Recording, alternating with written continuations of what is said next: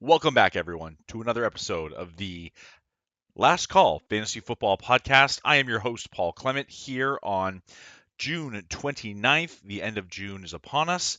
Training camp is just around the corner, and we have another fantastic episode to get to tonight. I'll be flying solo as we get into some of the latest news that's come down the pipe in the last week. A couple tight ends getting some deals, and then we'll be getting into the beginnings of our rankings across the fantasy football landscape. Tonight we are tackling the quarterbacks, getting into our top 10. So, a lot of fun in this debate with myself. Would love to hear your ideas and comments. So, please leave those below. And without further ado, let's just get right into it, everybody. Cheers on a Monday night.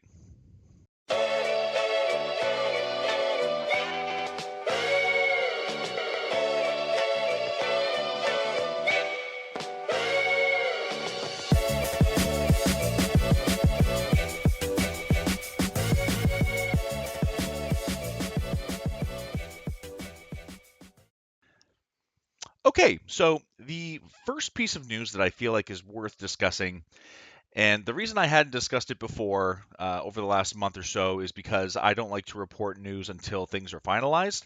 But things seem to have come to a final decision when it comes to Brendan Sorsby. Would have been a Texas Tech quarterback who was caught for gambling, betting on his own team in games, and was suspended indefinitely and then reduced sentence for him when it came to his college career. He said, you know what? Forget about it. I'm going to declare for the supplemental draft. The NFL declined to hold a supplemental draft, which I imagine he would be one of the few people that would have participated in it, which is effectively the NFL saying, you know what? We hear you, but we don't want to grant you any favors for uh, the stuff that you did back in your college career. We are going to effectively hit you with a 1 year suspension. Good luck with this coming season. I don't believe he's going to be eligible to go back to college, if I'm not mistaken. But if he is, I don't know what his future holds, what his future looks like at Texas Tech. But regardless, he will not be playing in the NFL this coming season. So the next step for him is to sort his stuff out and get ready and prepare for the 2027 draft in what is going to be a much more talented group than what we saw this past draft. A lot of quarterbacks expected to go in that top round, maybe even day two, with the number of potential quarterbacks that are available and are projected to do well this year. Of course, things can happen, but unlucky turn of events, and of course, this is the NFL will not be messed with, and I think this is them saying, you know, we appreciate your petition, but for what you have done, you cannot just come running to the NFL. We are not going to welcome you with wide open arms because of what you've done and because of what you're trying to escape from at the college level. So a tough look for him, but we'll see what he can do this season / what he's looking to do in the 2027 draft. Kyle Pitts, one of the guys that I don't like talking about because he is so divisive, not only in the fantasy community, but also in my own brain. Does end up re signing a deal with the Atlanta Falcons. He gets 3 years, $54 million, which puts him just below the George Kittles and Trey McBrides, I believe, of the tight end market. So getting a nice wad of cash here for what would I think would be fair to describe as a roller coaster of a career so far. The good news is he's only 25. Perhaps, yeah, I think he's only 25, so still very young. And as we've seen with tight ends, it can sometimes take a little while for them to acclimate to the league. I think he's been misused in the past. I don't know if an NFL offensive coordinator is going to be able to figure out how to use him correctly. He's not your typical wide tight end that you can put on the end of the line, hand in the dirt, and block somebody. That's not his forte. I don't know if he has the breakaway speed to challenge outside corners. And then at the same time, I haven't seen the aggressiveness and the compete to be able to go up and dominate at the catch point, which is what you would expect from someone with his size and his athleticism. So yes, the knee has been a problem in the past. Yes, quarterback play has been abysmal in Atlanta for a number of years, and at times it seems like they are confident that they can now move forward with him. They've seen the flashes from this past season, and they seem to be willing to give it another couple years to see if he can turn it around and continue what he did at the end of last season, albeit with no competition from Drake London or other receiving group options there in Atlanta. So, where do you think he should be in fantasy rankings? I guess we'll talk about that when we get to tight end rankings maybe in a week or two. Okay, and the last piece of news here, Brenton Strange, tight end for the Jacksonville Jaguars. He's the one that initially gets the payday in Jacksonville. I know that they've been talking about paying Parker Washington. I know they've been talking about uh, a number of other priorities that they wanted to get signed. However, it's Brenton Strange who ends up getting the 3 years, $48 million. So again, this trend of moving forward with tight ends, paying the tight ends who are generally cheaper than wide receivers to be more focal points of the offense. It seems to be the trend. Jacksonville's following it, and I did like Brenton Strange as a streaming tight end this past season. I hope he continues his progress as the tight end landscape continues to just dry up pretty quickly in fantasy drafts. So if there is another option, then hopefully he can be one of those middle to late round tight ends you can pick up and play almost right away. Flashes once again. So that's it for news. I'm going to take a quick break here, and I'll get back to you with your top 10 quarterbacks of 2026 fantasy. Okay, we are back, and we are back with our top 10 fantasy football quarterbacks of 2026. Now, I need everybody to remember that as I go through this list solo. I don't have Bobby to bounce ideas back and forth with or debate with. So, this is my top 10 quarterback list, and there is projection involved. I am not going to follow consensus when it comes to quarterbacks because I think people know, or at least you should know, that this is a position that generally is different every single season, other than maybe one or two mainstays. Now, keep that in mind as I go through this list because I think there's going to be some surprises along the way that come to, especially some of the top positions at this uh, positional group. So, at number 10, I'll be counting down 10 to 1. At number 10, I have Jackson Dart. And I think that we've seen in the limited time that we had him last year, he didn't start right away. I think it was a good thing that they sat him the first couple of weeks. He got to get a sense for how NFL game is played, what the flow of the game is like. And right out of the gate, his athleticism was on display. He was a great rushing threat. He was able to throw the deep ball effectively.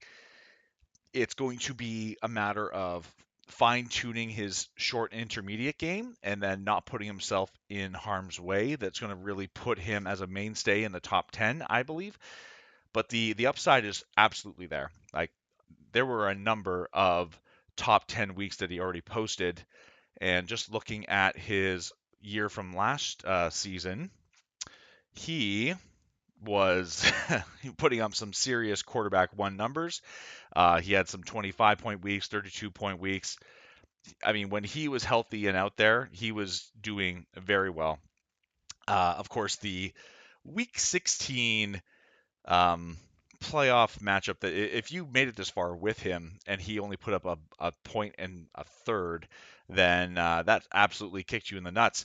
But I do think that with some improvements along the offensive line, I think with a focus in the run game, with new coaching staff around him, which is both a double-edged sword, of course. I think we're looking at a Matt Nagy-led offense, which is going to end up being more conservative. A lot of West Coast ideas, I think, with like slant flat, a lot of all hooks and a lot of just get the ball out quick. I think they're going to try to implement that as a way to protect him from himself, which is probably not a bad idea when he had two diagnosed concussions. And I think there were a number of times we probably all could have looked at each other and said, I think that might have been a third or a fourth there as well. But when we look at the top 10 quarterbacks, we do have to take into account, hey, the rushing upside is what wins you weeks. He brings a lot of it. And I think with a better designed offense around him, hopefully a healthy Malik Neighbors by middle of the season, end of the season, we can actually start to see this passing game unlock. They do bring in Isaiah Likely, Darnell Mooney, Calvin Austin. I mean, all these guys, Juju Smith-Schuster, who knows if he makes the roster? Odell Beckham Jr., who knows if he makes a roster? I mean, they are trying to throw stuff at the wall and see what sticks.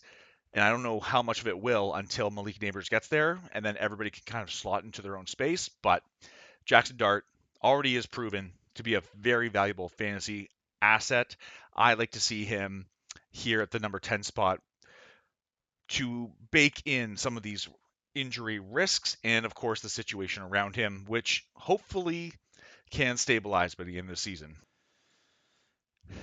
At number 9, I have Brock Purdy. And I shocked myself a little bit here with having him over guys like Jalen Hurts, over guys like Dak Prescott, over guys like some of these other guys that have been such valuable fantasy quarterbacks in the past. But I think Brock Purdy proved last year that he was able to perform on the fantasy field without a abundance of weapons, which he has had in the past. I think this is him developing as a quarterback, and you add in a Mike Evans who's going to be a touchdown threat. You hopefully have George Kittle early on in the season coming back healthy. You have, Christian McCaffrey out of the backfield, who's always a receiving option and a receiving weapon for him. I do believe Brock Purdy has solidified himself as kind of like this fringe quarterback one. I really do think so. And he brings a lot more in the run game than you would think. I think that he's proven this um, over the last couple of seasons. More he's more sneaky than you would actually think. Is probably the best way to put it. Last season he rushed for oh, not a good example, to be honest. But so last year, he only rushed for 147 yards, but the season before, he rushed for 323. But I think a lot of his athleticism actually is displayed in maneuvering the pocket and then being able to scramble and deliver passes downfield. So I feel like a bounce back is in store for him. I believe with the weapons they brought in for him and with people getting healthy, he can absolutely return value here as a late round quarterback, mostly viewed as a pocket passer, but has rushing upside as well. Um, I like him as my ninth quarterback in terms of my rankings and the fantasy quarterback space. Going up to number 8, Jaden Daniels. This seems like a fall from grace, but I do feel like it is warranted. Um, I think we saw the risks that people had associated with him coming in as a rookie came to fruition in a obviously a lost season for the Washington Commanders. I have him down here at number 8, mostly because of the situation he's in. I don't know how much better the offensive line has really gotten, if we're being honest with ourselves. The only real passing option at this moment is Terry McLaurin. Yes, they bring in Chig Okonkwo, whatever you want to make of that, but they lose Deebo Samuel. They lose Zach Ertz. These were guys that he was relying on in the pass game. And then the rushing effectiveness was not there last season compared to his rookie season.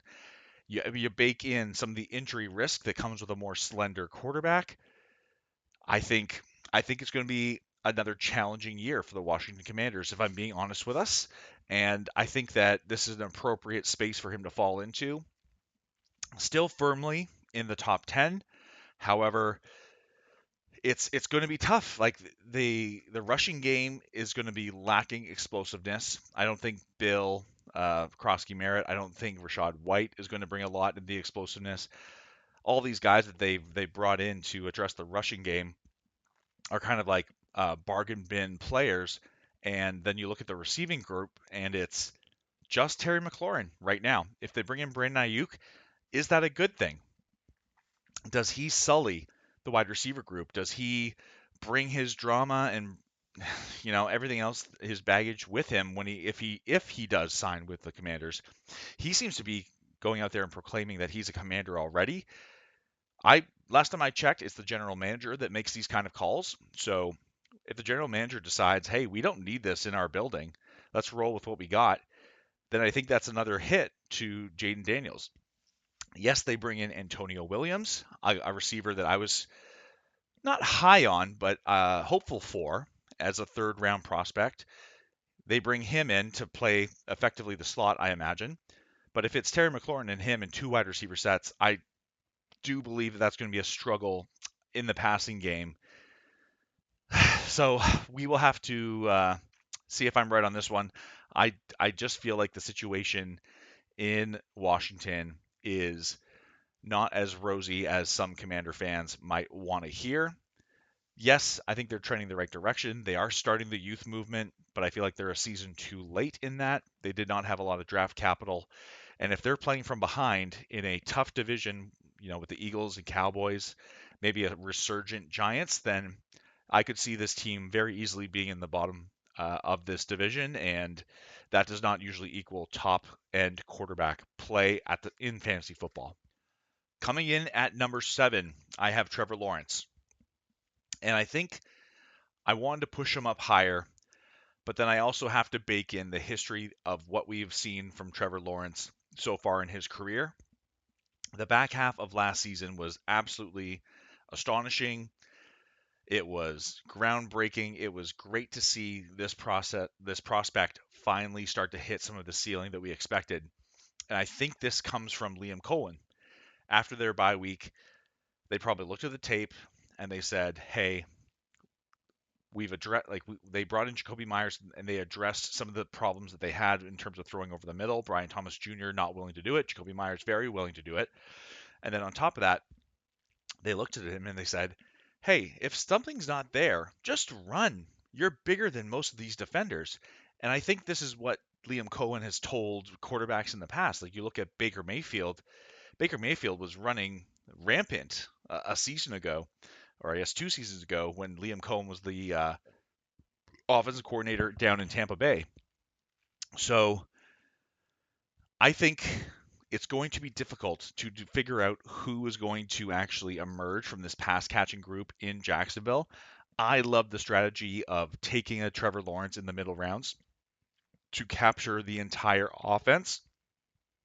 I think that between his rushing ability, like he was knocking on the door of double digit rushing touchdowns last season, if he can do that, plus over 4,000 passing yards amongst this very talented receiving group, and he gets up above, let's call it up above 25, 28 touchdowns through the air, then I think he's going to be in this range. Like he could be up in the top 5 if things go the right way in Jacksonville for him this year. And I think, again, I just really fall in love with the strategy of capturing an offense with this ambiguous receiving core. Who knows who's going to do what on a given week? I like capturing it in the quarterback, and Trevor Lawrence is a perfectly priced quarterback right now with a lot of stink on him from previous years. I don't think everybody realizes just how well he did in the back half of last year. So give me Trevor Lawrence at the number 7 spot in my top 10 quarterback rankings. In at number 6, I'm going to put Joe Burrow. And I've had him as a top 3 quarterback in the past. I think it's reasonable at this point to understand that he will likely carry some injury risk. But from what I've seen, it seems like every even year he does pretty well, and every odd year he ends up injured. So I don't know if that trend continues or if that's just dumb superstition. However, what I do know is that He's one of the few pocket passing uh, quarterbacks who can deliver over 35 passing touchdowns consistently each season. The weapons he has are undeniable in Jamar Chase, in T. Higgins. He loves Mike Gesicki. Chase Brown out of the backfield has been a great passing option for them. And they brought in some extra receiver depth as well, so they can kind of cover themselves that way. And I do like Joe Flacco as the re-signed backup there. Like, so if you're an owner of one of those receivers, you can kind of rest assured. However, getting back to Joe Burrow, we've seen it multiple years when he is healthy. He is undeniably one of the best quarterbacks between the ears in the league, and in terms of seeing the defense, reading it quickly, and getting to the answer very quickly. It's one of the most impressive things that I've seen from the quarterback position, and he just has such innate trust in the guys that he's throwing to. Having played with Jamar Chase back in all the way in college, having played with T. Higgins as rookies, like he has history with these guys. They have chemistry, and they can really be unstoppable if their defense gives them a positive game script, and they don't have to pass the ball 60 times. So I like Joe Burrow here at number 6. The rushing upside is absolutely limited. That's why I have him here at 6. But we've seen him break away for a big run here and there as well. So I think that there is the upside of getting that involved. Probably not consistently by any means, but at the same time, he's so efficient and effective with his arm, with his timing, with his rhythm, with his chemistry with these receivers. I really think that another prolific season for Joe Burrow is on the horizon. Give me Joe Burrow here at number 6. At number 5, a bit of a fall from grace, but Drake May. I have Drake May here at number 5, mostly because I do believe that there will be some regression from last season. I don't believe that he will perform again as a runner up to the MVP. That sort of efficiency is figured out pretty quickly at the NFL level. Yes, they bring in AJ Brown, and I'm very high on that combination. But when it comes to what he was doing down the field and his efficiency with, I think it was hundreds of different there was at least a couple hundred uh, pass attempts between him and Matt Stafford when it came to them getting to their passing yard totals. I do think that there's volatility in that. So Drake May, if he loses a little bit of that volatility, even if they bring in an AJ Brown, they're going to be playing a much more difficult schedule this year. I think that the receiving group is certainly better. Like, don't get me wrong, I love bringing in AJ Brown. I love bringing in Romeo Dobbs. These are dependable. One's an all kind of all-star level kind of wide receiver. The other one's just a dependable, you know, move him around the formation and use him however you like kind of guy, and he can do it in Romeo Dobbs. I think that that situation is good. They bring in Elijah Vera Tucker, I think. They bring in a guard, so they're going to the offensive line is starting to solidify, I think. They draft Caleb Lomu. They have options and depth now at offensive line, which I think they did not have last year, which is why it was so fragile, especially looking into the playoffs when um, Will Campbell was playing on a bum knee. So situation, it's funny because I think all these things can be true. I think the situation around him can be better. I think the ascension of Drake May is not done. I think he can be even more effective with his legs. Like there was talk last offseason about Josh McDaniel wanting to use Drake May in the quarterback run game. That never really came to fruition.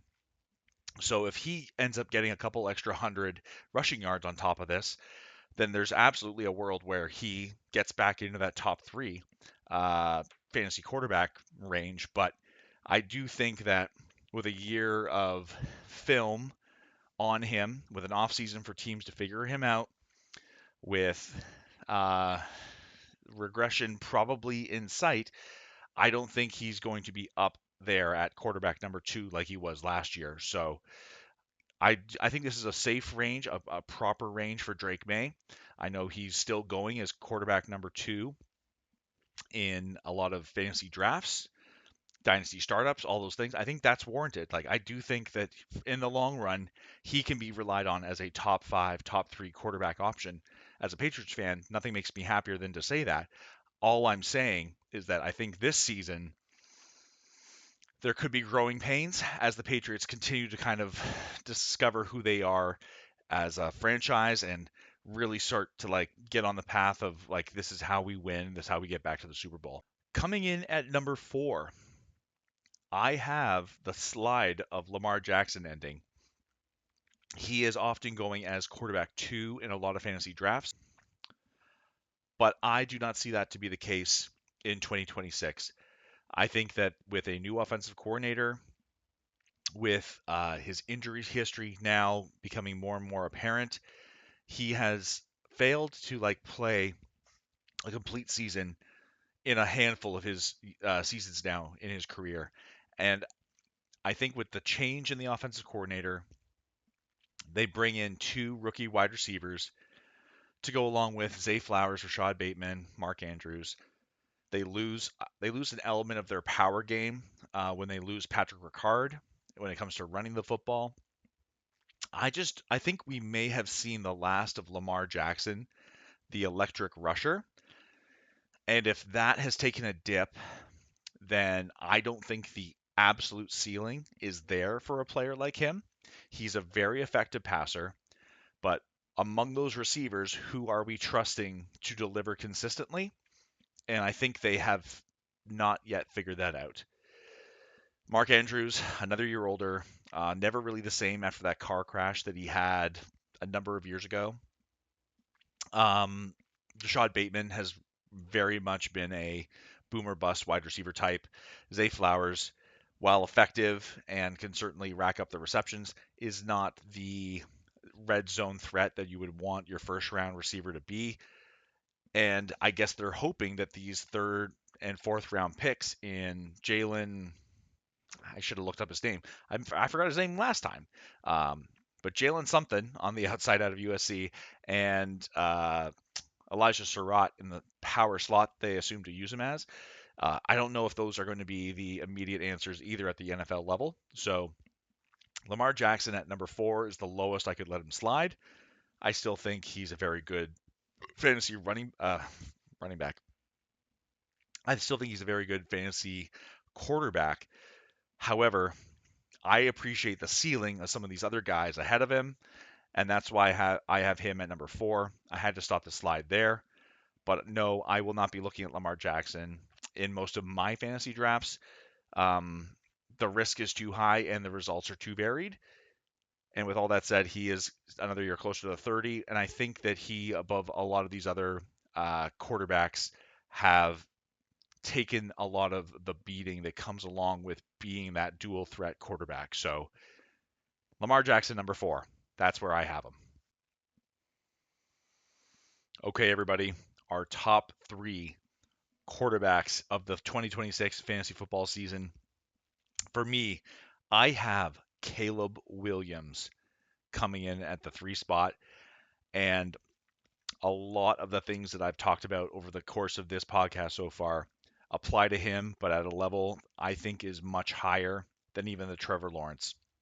I think he has a quality group of pass catching options, whether it's Rome Odunze, whether it's Luther Burden, whether it's Colston Loveland, running backs out of the backfield, solid offensive line play, depth at the tight end position. I think that he is set up better than most when it comes to his situation on offense. And what we saw last year was he can absolutely put on the cape and go get that first down. He can absolutely put on that cape and rush for, I would expect, close to double digit touchdowns. I think that one of his biggest hindrances last season was acclimating to the offense and then being consistent in his short and intermediate, even deep game. Like if he was completing about 54% of his passes, if he improves that by 5 to 6%, getting up to league average, we're talking about the first 4,000-yard Chicago Bears uh, passer.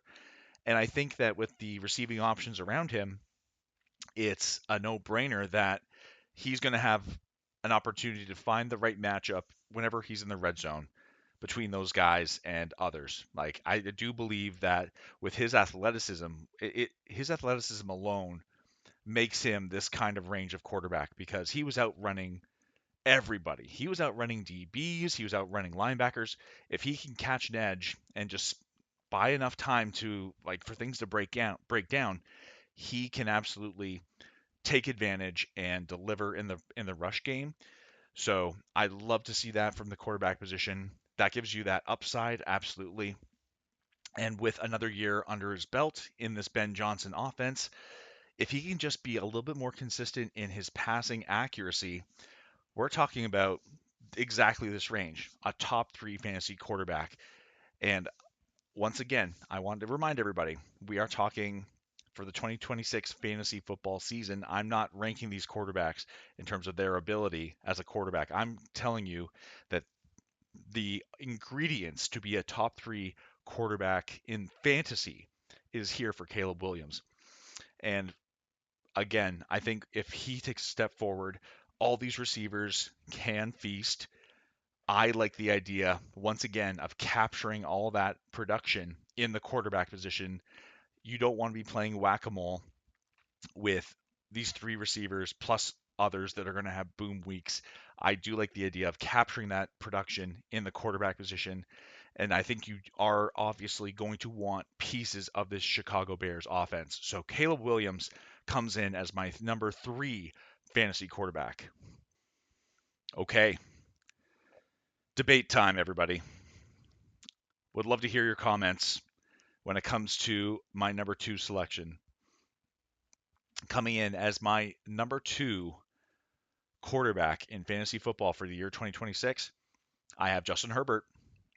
Justin Herbert for the Los Angeles Chargers is going to be a potential MVP this season.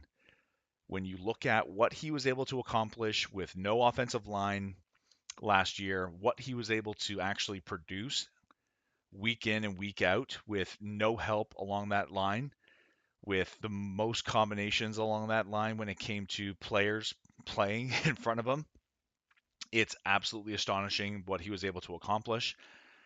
I think with Mike McDaniels? Mike McDaniel coming in to be the offensive coordinator, it's absolute like the ceiling is truly up to the moon right now. Between scheme and the assistance that's going to come from the run game, they bring in a bunch of blocking tight ends. They bring in, oh my gosh, I keep forgetting to look it up, but they bring in a fullback. I think the run game is going to play very nicely. If they have Rashawn Slater, Joe Alt, they brought in a new center. So if 3/5 of the offensive line is back and solid, Mike McDaniel's scheme can hide the other two. I do believe they brought in a guard as well, but like just the run game, the way that they're going to be able to run play action, which has been something that Justin Herbert's been really good at. They haven't done a lot of it under Greg Roman, but it's going to be fantastic to see what they can do with Lad McConkey going to year 3, Quentin Johnson going to year 4, what he's been able to do with his career. Um, everyone's excited about Oronde Gadsden, David Njoku, all these guys. I think it is enough for a guy of his size, strength, and ability. We saw it at the beginning of last season where he was a top 3 quarterback in fantasy for the first month, and then everybody got hurt. And of course, there's going to be a fall off when that happens. So I think if you just project ahead, all these additions they brought in, hopefully the line staying healthy, him staying healthy, and the receiving options being worked into this passing scheme that we saw record breaking pace from Tyreek Hill and Jalen Waddle, there is true possibility here where we're talking about Justin Herbert as an MVP next season. And I I'll tell you right now, I got $5 on that possibility. I do think that he has the ability, and I just hope that he can put it all together this offseason with the new offensive coordinator, with a good defense. Like, this team is too good to be going out in the first round of playoffs. I expect Justin Herbert to have an absolute monster year, um, between rushing and passing. It's going to be touchdown city in Los Angeles, in my opinion, when it comes to fantasy football. Justin Herbert is my number 2 quarterback. And at number 1, death, taxes, and Josh Allen as the top quarterback in fantasy football. I mean, I don't have to say too much. I imagine anyone that's played fantasy football knows what he brings.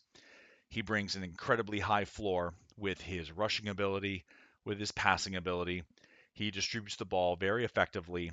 He's brought his turnover-worthy plays way down. The interceptions, the fumbles, those have all decreased over the last 2 or 3 years. And then on top of that high floor, he also has the absolute week winning potential. And those are the ones where he's putting up 30 or 40 points from the quarterback position, which just help you win a week. And the differential between him and the potential quarterback two has usually been just that. And the rushing upside from the touchdown perspective, he's utilized that way. He's utilized in short yardage. He's utilized at the goal line. Between him and James Cook, I think they probably account for probably the highest percentage of touchdowns for any team. So Josh Allen here at my number 1 spot. I think the offensive line more or less stayed stable. They did lose one guard, I believe. However, they bring in a DJ Moore to help in the scramble drill that Josh Allen does love to play so much. And they draft Skylar Bell to be another slot type for them. It does seem like Buffalo has a type. Um, so we'll have to see how all these receivers kind of mesh together. Josh Allen does not discriminate, however. He gets the ball to the open person, and he's not afraid to throw the ball down the field either. So just the the perfect melding of rushing upside with consistent passing upside,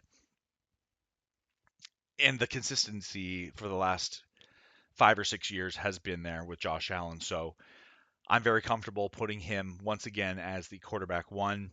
Do I think any of these other quarterbacks could threaten him for 1? Potentially. I mean, Lamar Jackson's done that before. I think the emergence of Justin Herbert or Caleb Williams could threaten that. But until I see it, I will keep Josh Allen here in the number 1 spot, being the absolute monster that he is in the fantasy football game.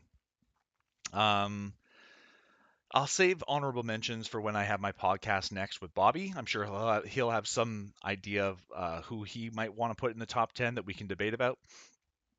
But for now, that is going to do it, everybody. I hope you enjoyed, and a nice quick episode for you tonight.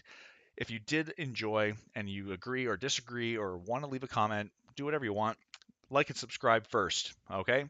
And we will see you all next week when we get into our tight end rankings. Hopefully, Bobby's back and able to help. And I hope you all have a great Canada Day, a great 4th of July. That's all this week. We will see you next Tuesday. Peace.